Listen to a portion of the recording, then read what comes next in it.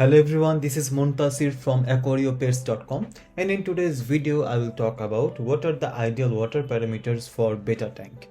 Now if you google ideal parameters for betta tank, you will surely see a lot of answers and most of them are correct and you will get to know those parameters, but that's not the purpose of this video. Actually, I want to share the ideal parameters as well as what each of those parameters mean, so that you can have kind of a complete idea about water quality inside your aquarium. Okay, so let's start with temperature. Betta fish are tropical fish. They are typically found in Thailand, and in their wild habitat the streams are a bit warmer, so betta fish like actually a bit warmer water. Now the ideal temperature range is about 75 to 82 degrees Fahrenheit, I would say. I have recently done a poll on some Facebook groups, and most of betta owners voted that they keep their bettas at around 78 to 80 degrees Fahrenheit. Now here it is more important to be consistent with the temperature than hitting the ideal range. Okay, so suppose my betta tank's temperature is 74 degrees Fahrenheit. Okay, now it is not in the ideal range. However, it is better than if my tank's temperature is 75 degrees today and tomorrow it is 82 degrees Fahrenheit and the next day it is like 73 degrees Fahrenheit. So these kinds of wild temperature fluctuation is not good for betta or any other fish. So don't try to hit the exact ideal temperature range. If you can, that is good, but put more emphasis on having a consistent temperature inside the tank. That will do more good to the betta fish actually. Okay, so that's it about temperature. If you live in a colder area, make sure you have a heater inside the betta tank, and don't buy any cheap heater because heaters can break off and they can electrocute the whole tank and your betta might die. So buy a good quality heater, and don't just rely on the temperature reading of the heater. Get a thermometer, external thermometer, stick it inside the aquarium so that you can exactly know what is the temperature in your betta tank. Okay, so after temperature comes three more parameters: ammonia, nitrite and nitrate. Okay, so you can measure these parameters using a water test kit. You can buy one from API freshwater master test kit. This is, as far as I know, the best one in the market. So you will have to use test tubes to measure these parameters. In most cases, in a balanced tank, the ammonia and nitrite should be 0 and there should be about 30 to 35 ppm of nitrate. Okay, this is the case of balanced tank. If your tank is new, then there might be ammonia and nitrite, and if that is the case, the tank is even not ready for betta. So if you are keeping betta fish or any other fish in your aquarium, make sure the ammonia and nitrite is at 0 ppm. There should be no ammonia and nitrite, and there should be around 30 to 30 ppm of nitrate. Okay, now when the level of nitrate crosses that range, you will need to do a partial water change so that the nitrate level actually balances off again.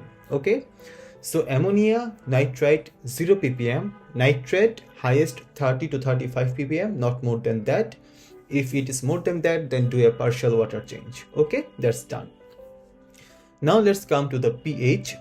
pH actually measures how acidic your water is. Okay, so betta fish actually prefer a pH between 6.5 to 7.5. Actually, in I would say bit acidic water will be better for your betta fish. So somewhere between 6.5 to 7.0, that will be a better range, I would say. But if it is 7.5, that's not the end of the world.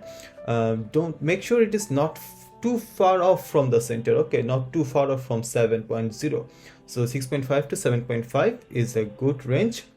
Now if your water is hard, then you can or I would say if your water's pH is much higher than 7, then you can do some stuff to lower the pH down, and you can use Indian almond leaf or driftwood. So these things release tannin in the tank. So tannin is kind of like a I would say natural chemical that makes the water yellow.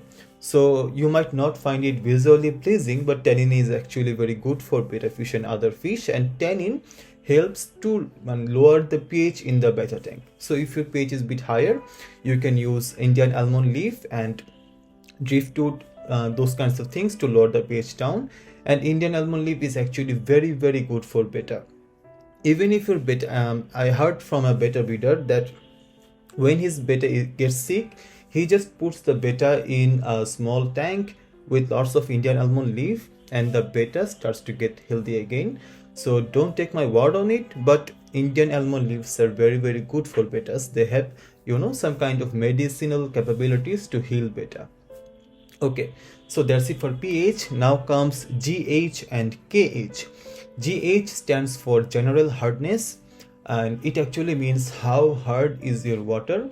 So it measures calcium, magnesium, ions and other materials in the water.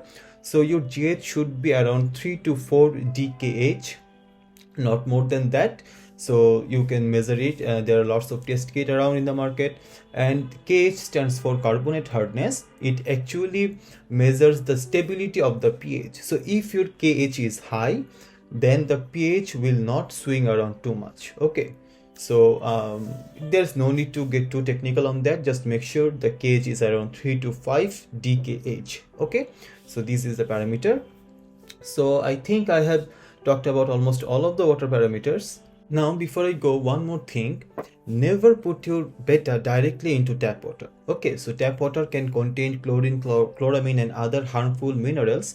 These are actually added by the municipalities to make sure the water we use doesn't contain any diseases. It is actually good for us, okay for us, up to a certain limit, but this is deadly for fish.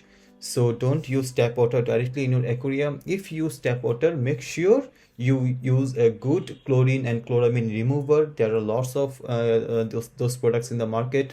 Use one from a good brand. So make sure your tap water is safe actually for the betta.